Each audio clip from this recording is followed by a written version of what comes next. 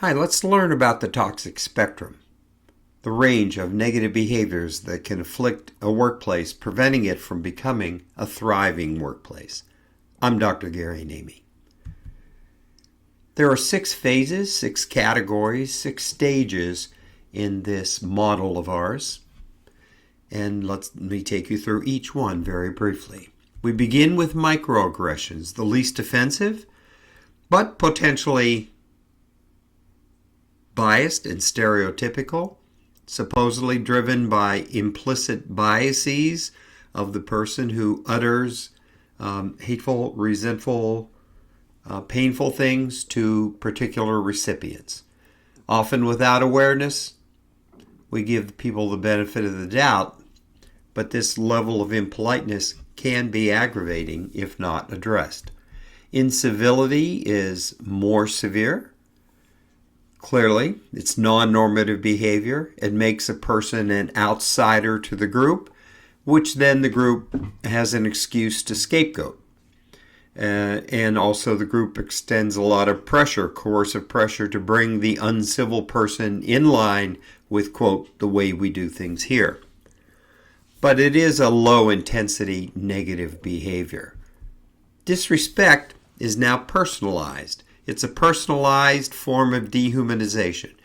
It's one person's contempt for another person's humanity and denial of that person's uniqueness as a soul.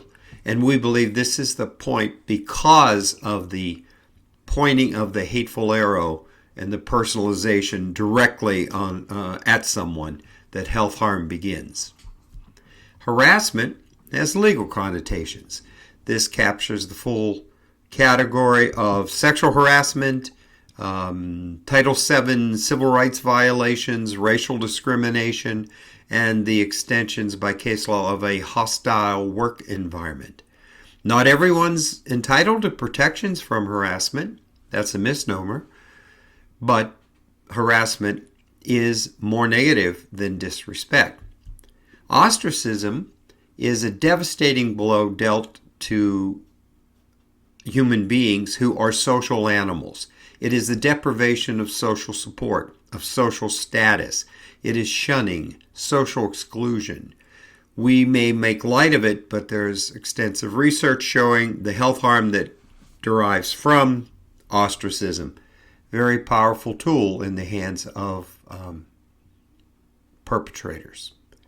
And we end the spectrum with the category of abuse, abusive conduct, workplace bullying, severe repeated mistreatment of an employee by one or more employees.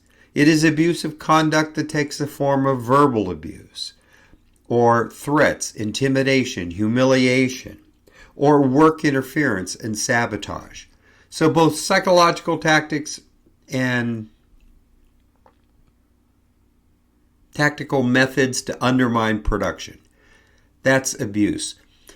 But abuse is a form of workplace violence, albeit non-physical and sublethal. It's not about homicide, but it is very, very disruptive to people's lives because of the harm inflicted, and it absolutely precludes the ability to have a thriving workplace climate that's positive, attractive, and a key tool for recruitment and retention. The attack strategy here is, if you're going to correct things in the workplace, you do not begin with microaggressions and incrementally work your way up. What you need to do is address the form of violence, the abuse, and that will take care of the subordinate categories, the lesser versions of it. And as Bernice Fields, a wonderful arbitrator in Minnesota, taught me, violence happens long before fist fly or lethal weapons extinguish lives. Okay? We're on our way to abuse when we tolerate microaggressions and everything in between. Our blueprint for a thriving workplace is a set of solutions that is uniquely fit for any organization, that actually has bold, agile leadership wanting to do something about the toxic spectrum. Details at workdoctor.com.